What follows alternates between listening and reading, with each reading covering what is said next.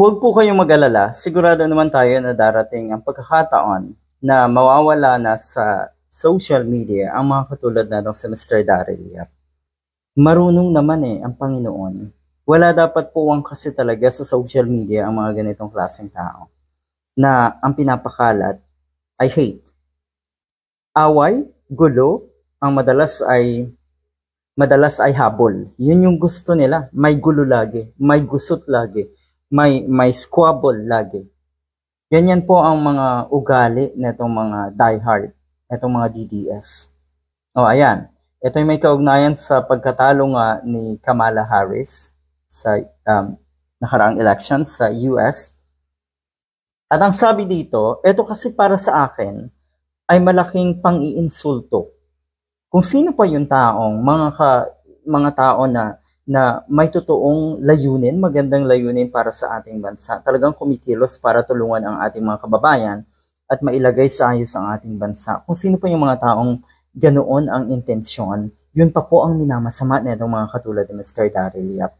Puring-puri pa rin hanggang ngayon itong damuhong ito kay Sara Duterte. Mantakin nyo Katulad na madalas kong sabihin, kung ikaw ay naniniwala na itong nangyayari, itong mga baho ni Sara Duterte ay dala lamang daw ng pamumulitika at paninira sa kanya.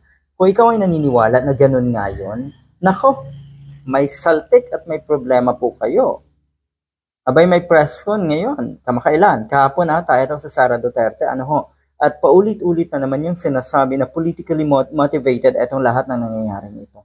Paano napunta sa pamumulitika? Kung ang layunin lang naman ng Quadcom, kung ang layunin lang naman ng budget hearing na yon nung una niyang dinaluhan, ay sagutin niya at ipaliwanag ng husto, ng tama, ipaliwanag para hindi para sa mga kongresista, kundi para sa mga kababayan natin, ipaliwanag kung saan napunta yung mga confidential funds na yan. Sagutin ng matino ang mga katanungan. Gano'n naman tignan natin, balikan natin kung gaano kawalang hiya itong isang ito. Ulitin ko tatak na po kasi talaga ng mga Duterte, ng mga taga-suporta ng mga Duterte.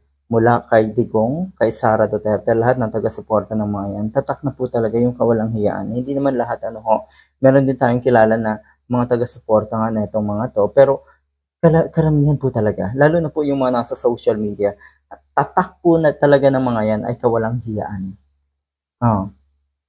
VP Kamala Harris magtatayo daw ng NGO.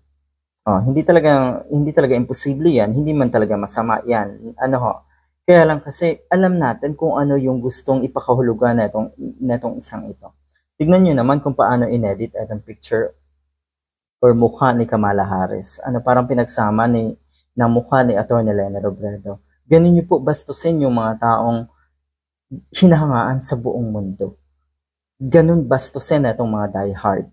At yung kanilang mga idolo na ikinahihiya natin sa buong mundo na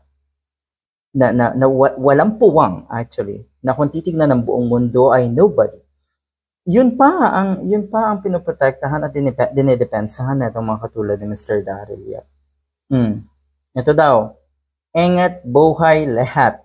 American accent daw itong foundation na ito. Talaga lang.